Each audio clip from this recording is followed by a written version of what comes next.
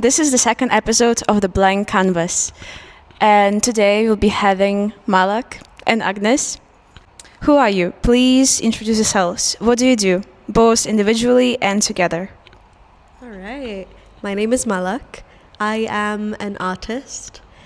I'd like to say I'm a researcher now as well. I'm just going to add more words to it as my life goes on.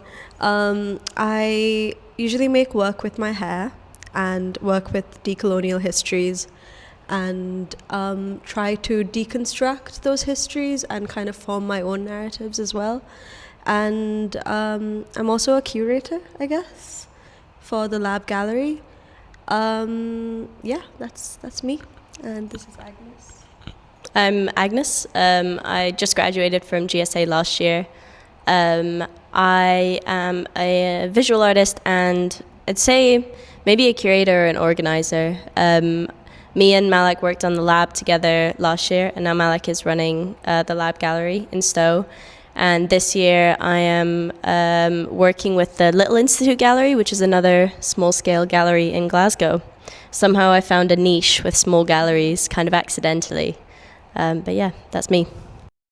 Why the name Lab Gallery? What does lab mean to you? Yeah. I mean, Agnes's last name is Little, right?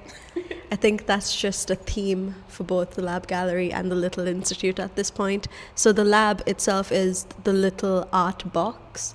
And to me, it's just a space for experimentation and kind of pushing at the limits and constraints that the space presents. And I quite like that it's still so tiny. I know we had discussions of possibly making a bigger space, but I think the limitations of the space, again, is what attracts people to the space, and I feel like we should just keep it that way. But to me, it is a box of experimentation, really. The lab, it stands for Little Art Box. I had to get my name in there somehow before I left GSA. The Little Institute, contrary to popular belief, I did not name that. I've taken over that project. It was originally called the Little Institute by the people who started it up. It just, purely coincidental. I haven't named this place after me. Although if you want to believe that, that's fine. The lab is very special to me. I'm done in my fourth year. Me and Malak were like kind of pioneering that. It was incredibly hectic in my last year, like the planning of it, like just because we had the idea, really solid concept, but then just the logistics and admin just kind of went crazy. But Malak's doing a great job this year, and it is just miles more organized. I think there's been more shows at this point than last year combined, I think, at this point. But lab is the little art box. The lab is the snappy nickname, which works really well. It does work very well, and I'm also a member of the lab now. Yay! And I don't know, I really like the space. I like the idea of the space. Having those limitations. I think all of us want to be free. As artists, as people, we all want to be free. But then freedom is quite vague in a way. So I think sometimes certain limits, certain frames are helpful when you have the freedom. How did the idea of creating Lab Gallery emerge? What was the initial impulse behind it?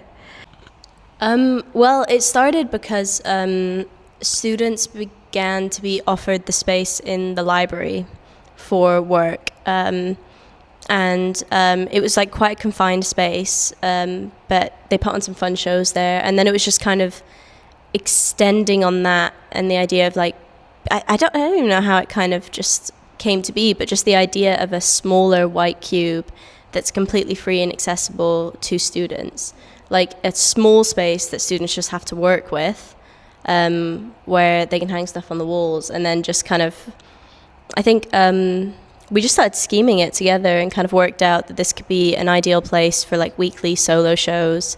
I know last year we had like one or two like sort of group shows or collaborations in the space, but in general like week-long shows where a student can just work out on their own how they want their work to be, rather than in a gallery space with a bunch of other people.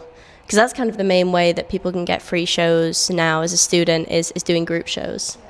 But yeah, this is working with the space and working on your own and curating your own work with the help of some assistants. And that's kind of where it came from. And then last year was just lots of working out the kinks of it. Yeah. Yeah. I think, this year we have, 30 members in the lab gallery. And, some of us, we come and go because a lot of us are in fourth year.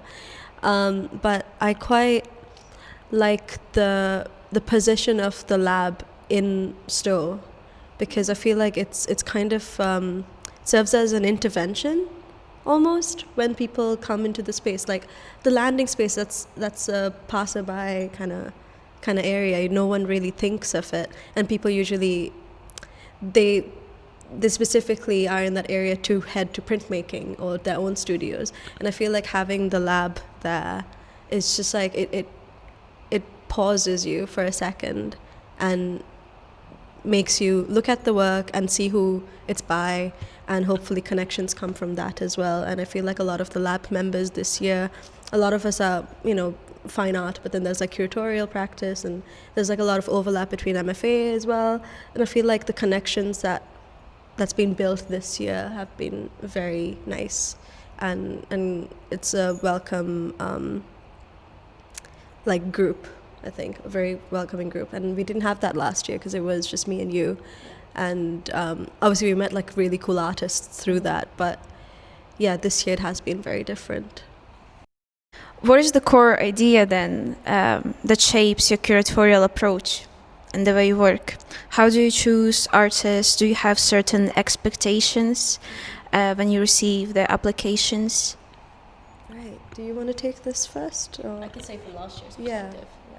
Yeah, I can speak from last year's perspective a little bit more, because obviously this year I've graduated. I'm not involved with the day-to-day. I'm still in the lab group chat, which is very nice. But so I see what's going on, but I'm not really involved as such. But last year, I know for me, my number one aim was to just get as many people who want to be involved, just kind of giving opportunities to as many people as possible. Trying not to kind of,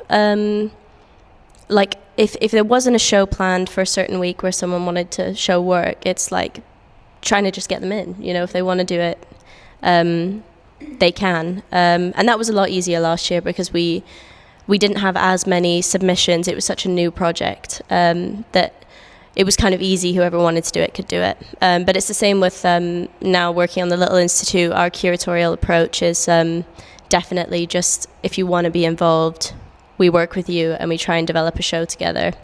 Yeah. And I guess the difference this year has been that people are more aware of the space, which means that when we do have open calls, the last one we got over 40 applications for it, so we had to be more selective. And in that process, we have the lab gallery, as you know, we have a curatorial team as well, and we got together and we kind of did a vote. It was quite democratic, but also it was, the thought behind it was that we wanted new work in the sense that it's new to the space, so it's very space dependent, and we wanted people to be as experimental, but also that could help their own practice. And we kind of, I feel like this year we have alternated on color and like minimalism, maximalism, like that's been a theme, and that kind of like ebb and flow has been really nice because the space looks so different every week, and that's been a lot of fun as well to play with. You mentioned working as a team, having that team, having growing team. What does teamwork mean to you? How do you understand collaboration within your group? Oh, teamwork is so important. I mean, I know last year was just the two of us, but that like relationship and camaraderie was so special, and it was chaotic for a lot of it. It was like a lot of last minute messaging and being like, oh God, this has happened, please come to the space ASAP, or like communicating with the artist. But like that it just, you can't do it yourself. I don't think, like with any gallery, and even the teamwork you have with the artist who's exhibiting, even though they are like your client almost, but because we're all in art school and we're all on the same level, it's quite refreshing. It just means there's like, I don't know, like low stakes, because everyone's just sharing ideas, and yeah, that just means it's smoother running, I guess. Yeah. Yeah, I mean, it's always been that way with the lab, where it's like we've got the curation and install team in the lab society, but then also the artist. It's like, it's not hierarchy there. Yeah. We all want to help each other and kind of put on a great show in the space. I think last year, obviously, the team was tiny, but we didn't have any set systems. You know, we didn't have it really planned out how we were going to do each show. So it was last minute, and I think in that sense it was good that there was less of us, because it's like me and you could just communicate with what needed to be done and get it done. Whereas this year, because Malak's kind of organized it in a really great way, where it's kind of, okay, de-install on this day, install on this day, really kind of organized. It means that those tasks can just be thrown out to a big group, and it means so much less strain on everyone, for sure. Like, last year, it was, I think a big thing was switching off the lab, turning off the light in the morning and night. One of us had to be in the studio to do it. We had to remember, had to like communicate that. But now I see you put a message on the group chat being like, can anyone switch off the light? You know, anyone in studio. And when there's 30 people, someone's going to be there, you know? What have you learned so far through running the gallery? Are you still learning, and in what ways? Oh, still learning. Finding new ways to like sand the space. That's been really interesting. But I feel like the main sort of learning curve for me has been like trying to be like the manager of it, if that makes sense, and kind of like learning what to let go. Because before it was just me and you, so it was democratic in the sense that it was just me and you doing things together, but this year, like, kind of letting go of some responsibilities to people who actually know what they're doing. If that, like, that's been very refreshing as well, because you don't know a lot of things, and you just gotta accept that, and there will be someone who knows how to put a shelf better than you, and you can just stand there and watch. But yeah, like, kind of like learning from others, that's been my favorite thing so far. I really connect to what you said, because I used to think that I should be able to do everything, I should know how to do everything. This is sort of the core idea of teamwork, where when you have a sole idea, one passion, and everyone brings in something, different skills, different visions. It's definitely hard to manage, I know, sometimes, but it is rewarding in ways. Could you tell us about yourselves personally and about your own artistic practices a bit more? I know you mentioned bits about it, but would you like to go into details or just bring in some interesting information? Yeah, I'm gonna speak about what my practice is currently, because I feel like, I mean, art school is a space where you can change what you want to do. And in first year I started with painting, and I hardly do any painting, but recently I've been looking more into family history, and looking at decolonial stories within my family history, and kind of connecting it to the wider political climate that we live in now, and kind of balancing the personal and the general, and sort of not letting people see everything, like, because it is quite personal and I don't want to share everything. So I use a lot of language, like from where I'm from, my native language, to kind of convey a lot of these ideas, but obviously it means that to a Western audience, they're not decipherable, and I quite like the barriers. But to do that, I usually do installation pieces, or right now I'm working on a film as well, and playing with quite fragile materials like packaging paper and hair, because I feel like hair, that's very personal, but it's also like your DNA and scientific almost, and it's quite disgusting when you take it out from its context of like from the home. And I quite like playing with that and people not realizing that it is hair. Yeah, that's what I'm working on currently, but I feel like I can do a lot with the ideas in my practice right now, so I feel like it will last me a long time. Yeah. In my practice currently, I'm looking quite a lot at, it's quite research based. I'm looking quite a lot at systems theories and kind of feedback loops in work, and working with machines. And this kind of came out, like my practice has been so varied through art school. I mean, I did a fine art photography, and I started off, I pretty much didn't take a photograph my whole time at uni. I worked with archive images, and then I went into performance. And right now, if I were to like summarize my practice currently, it's looking at systems theories through endurance performance and sculptural elements. So my degree show project was all about running. I was going on these runs that were, the routes were generated by machine algorithms, and then I would work with the routes to create things. Yeah, done a lot of collaboration as well through that.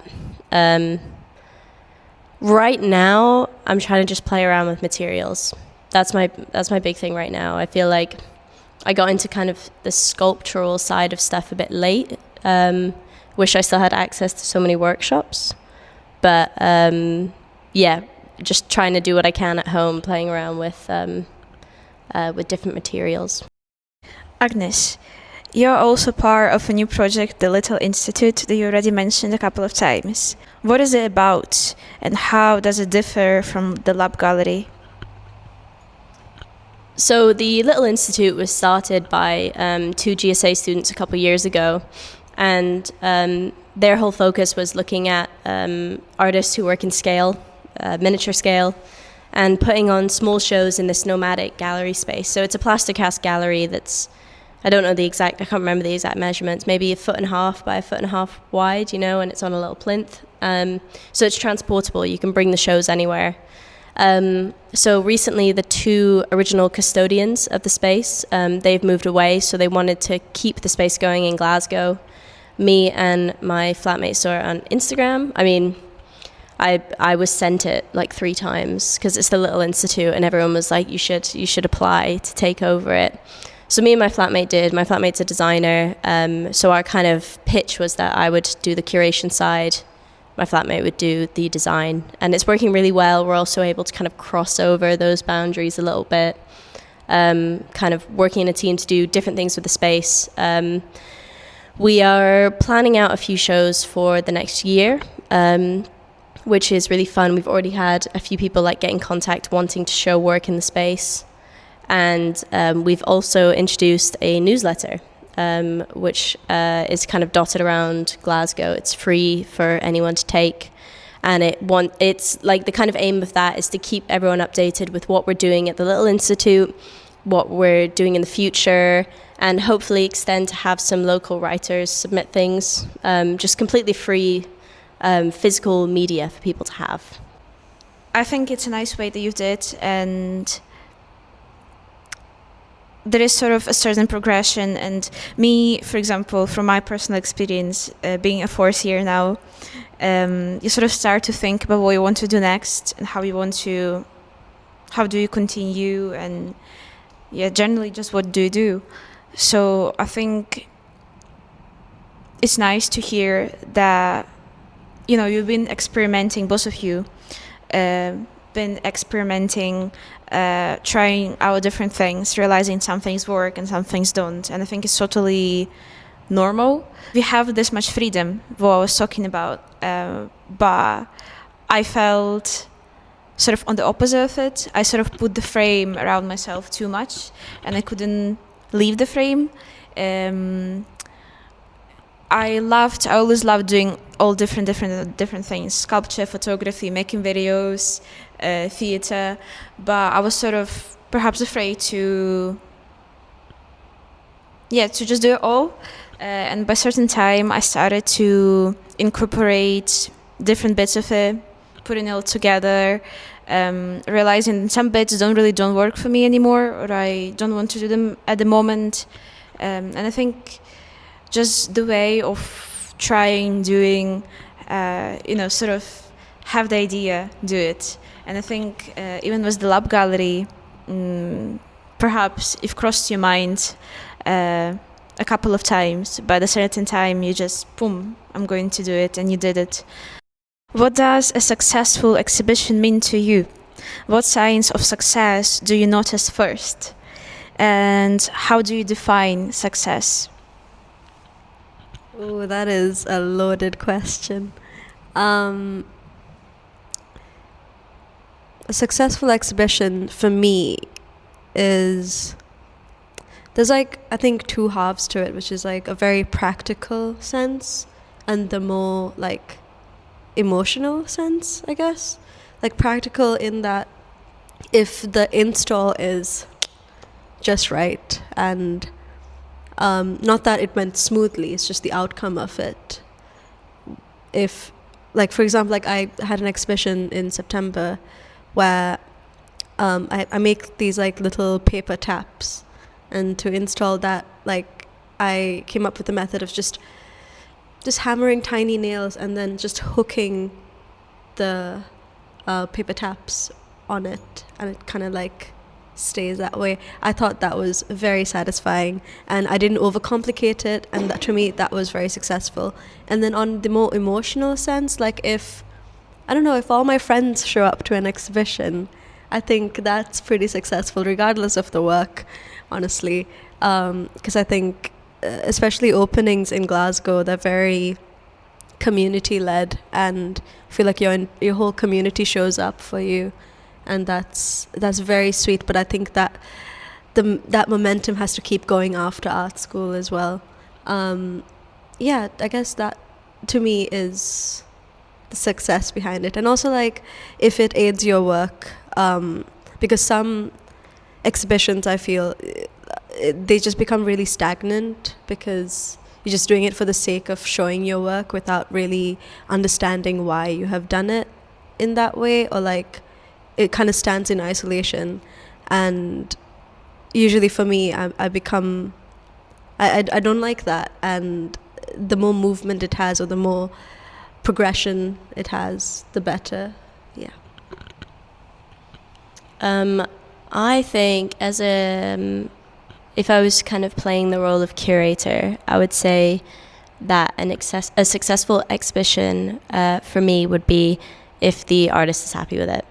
You know, if the artist is happy with how the outcome is, then I would be happy, I think. Because I want, when I was working on lab with you, it would be like if the artist is really happy with how their work looked and they felt proud of it, I was happy, because that was the whole point of the lab for me, to give students an opportunity to play and experiment and kind of feel good and confident in their work. Because I think that's what exhibitions can do. They totally build your confidence, and that's why they're so important. And I agree with you about people showing up. I think that's always a nice sign of success, but I think it also shows that you're kind of reaping the rewards of putting a lot of work into the promotion.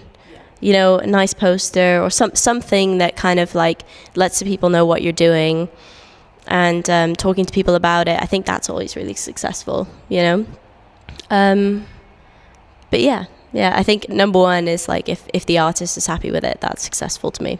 It's challenging to make an exhibition, and as we already talked about, it's different scales, different things that has to be done. Even me filming those videos, I really like interviews, and I've been listening to a lot, watching lots of podcasts as well, and I had this idea of making one for a very long time, but then I always get worried if something is not working well. I'm not happy about certain elements, but then I also understand that it's just me doing all of it. Well, it's usually there would be a team of people responsible for different things of the filming, composing the stuff together and everything. So I think this is the advantage of having a team, of having people that share the same goal. Being an independent artist is something different. It's also valuable, but I think when you get a chance to work in a team that, you know, a well coordinated, just having this passion, one goal team, you realize how beautiful that experience is. What advice would you give to a student artist who wants to collaborate with your gallery, either lab or little institute? Open calls. We will be having one soon for the January, February. We don't know when we this don't know. is. Yeah. But keep on the lookout, because there will be more open calls to come. And towards like halfway through next semester, we'll probably be looking for more team members for the next year. So yeah, also like get in touch on Instagram, like if you have any questions or ideas, because there are so many ideas out there that they require more planning, and maybe like letting us know what those plans are beforehand, even that could be fun, just to get like the logistical side done. But yeah. I think for the Little Institute right now, where we're at is, if you want to have work in our gallery, please just reach out to us. Send us a DM on Instagram or send us an email, whatever you prefer. We just want to hear what you might want to show. I think even right now, but we haven't had many, we don't have a huge amount of submissions, and even if you have an idea that's maybe a little bit more half-formed, we would love to like talk through it. You know, that's just come to us with anything, as long as you're eager. That's the number one thing that we want. So we've been talking about, you just mentioned for the next year, looking for new members. But does Lab Gallery have a long-term vision? In which directions could it grow? Ooh, the long-term vision. I guess the long-term vision is for it to continue, but not as it is, maybe. Like, whoever is the president next year, they'll have maybe their own vision, and I want that to continue. Like, I think Lab is very much a group effort, so it depends on the group there is as well, on how it works. And this year, you know, we have stuck to the weekly solo exhibitions, but possibly next year that might not be the main goal. It might just be like a few exhibitions and more runtime, or like it just depends on the group, I guess. But the space hopefully will be there for a long time, and it's just dependent on the people who run it next year. Yeah, I think it is totally dependent on what people want. I mean, last year when we were running it together, my sort of dream was maybe that the lab space as it is might go up to the Reed building and become something for maybe Set the Zine Society, where it's like a zine stall, because it's a good size for that. And because there is more space on the fourth floor landing, it could be expanded. But again, it's like whether you want that. Because I know, Malak, you mentioned earlier about liking the limitations of the space. And that's where it started off. It was meant to be like telephone box size. That was the idea. And I think it's, I just hope that in the long term it kind of maybe becomes like sort of an iconic marker of the Stowe building. and something that's really cemented. And I think with such a big team and kind of working out who's going to kind of run it next year, I think it'll hopefully keep going for a while. Yeah. The tutors like it, so they'll want it to stick around, I suppose. That's always good. You could make a few of them. So, sort of like put one in the reed, one in the stove. Yeah, that was the original plan. But for that, you need more people like from those buildings to be involved. I guess, the reason it's in Stowe is because... The reason it's in Stowe is because we are both fine art. So it makes sense. So right now it is quite fine art specific. But the reed could have, I don't know, like a plinth where, jewelry students have their jewelry on show, like a glass case or something. I feel like the lab can be altered to the needs of the different schools. And I think people should, take that on and spread the word of lab.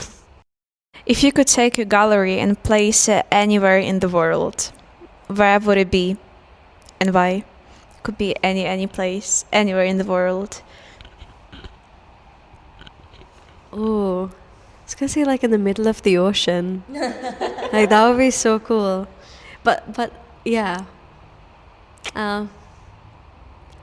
Honestly, would love.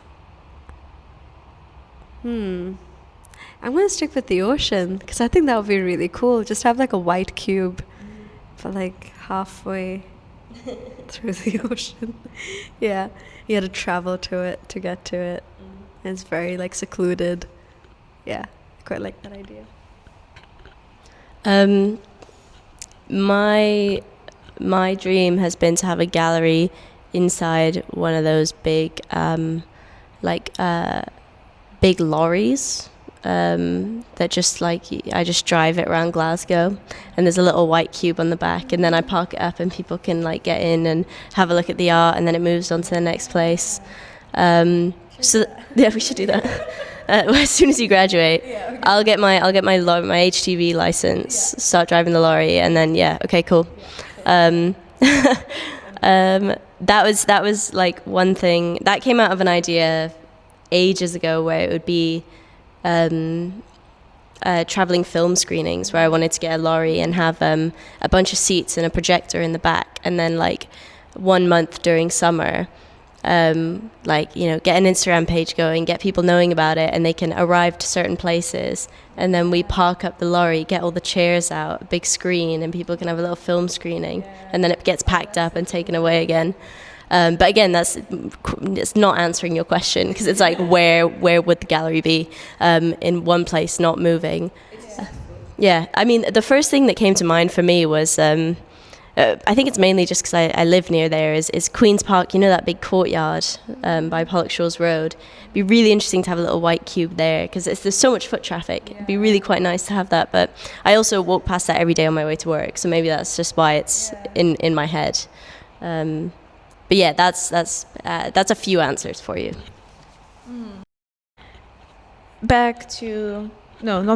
Further to wider reflections. Is a gallery a form of social space, a community, a micro-society?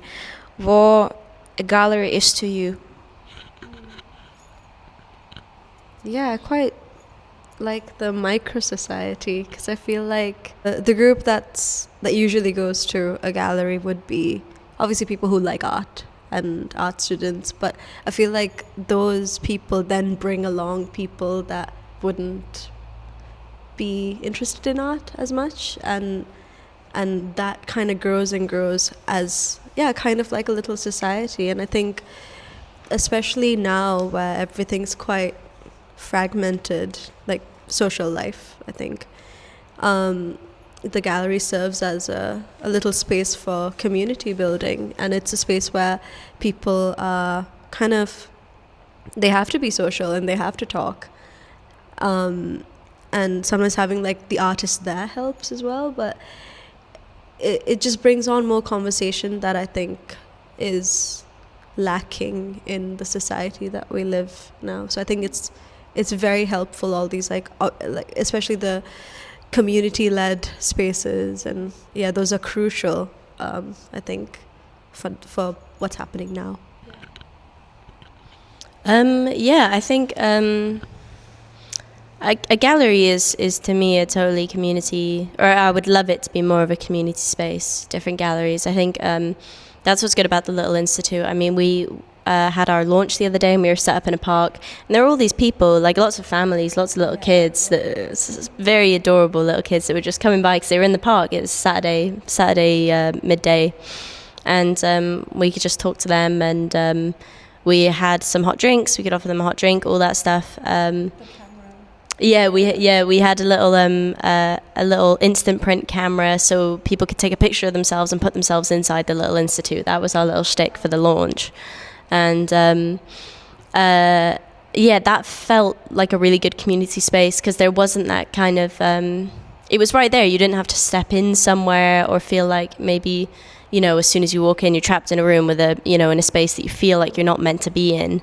And I think I would like more galleries to be a little bit more welcoming. I don't know. Sometimes it can feel hard to like go in, especially I think about some smaller scale galleries where they'll have multiple openings through the months, and I'm sure that people who aren't connected to the art world might want to go in, but then it's like, are we allowed to go in? But yeah, I would like gallery spaces to feel like a community for everyone. What kind of artist do you want to be in the future? What would you say to your future self? Oh, goodness. Obviously, the goal is to be a successful artist, but what does that mean to each person? I don't know, but I'd like to keep being inspired and keep making new work that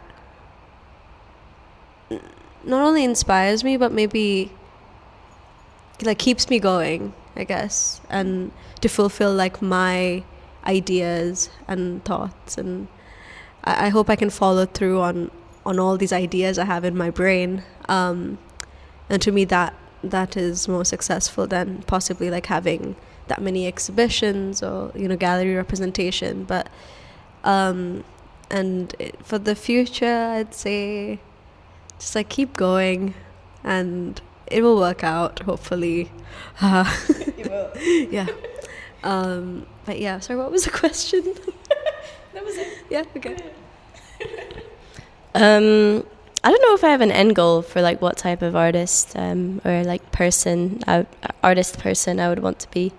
But I know my game plan, if we're being quite official with it, is to just meet as many new people as possible and have as many conversations with them as possible.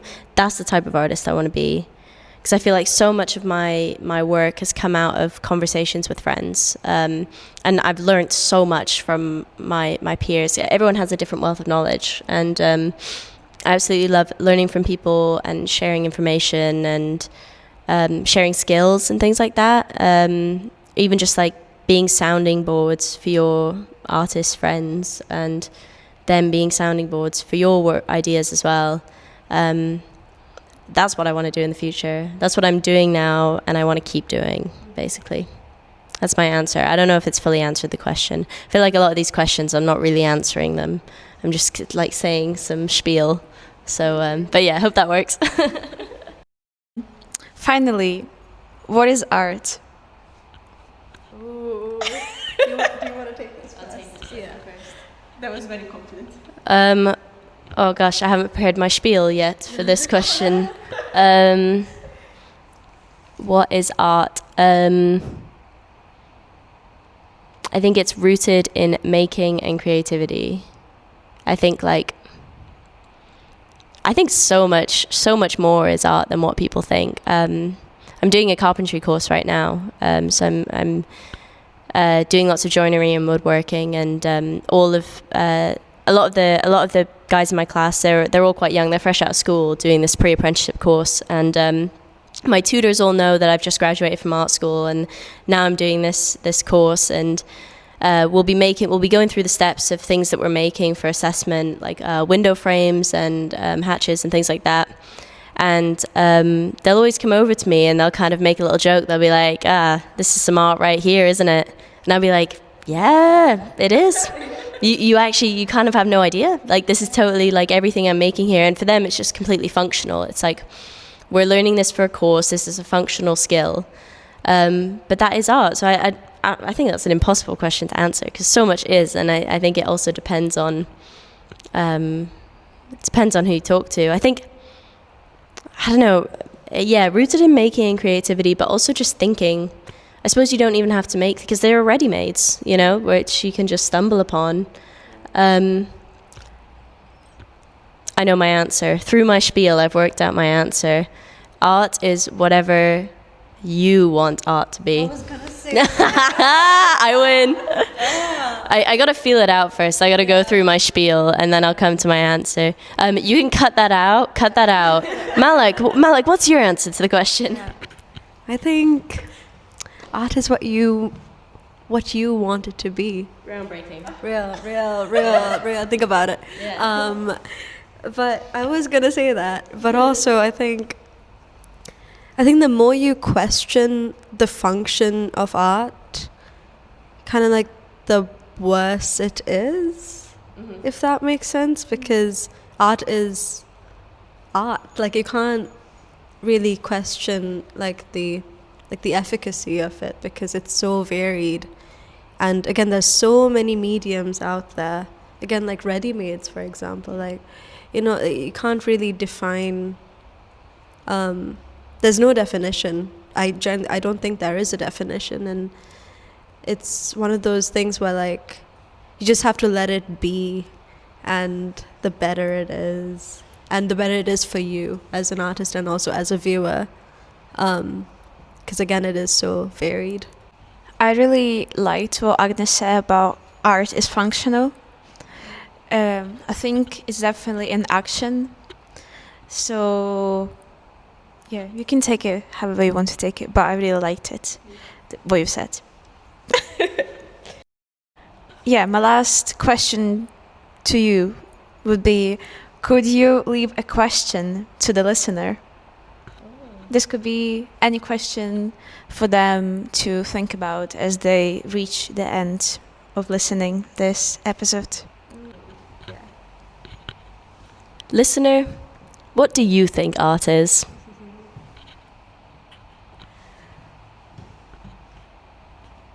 Hey, listener.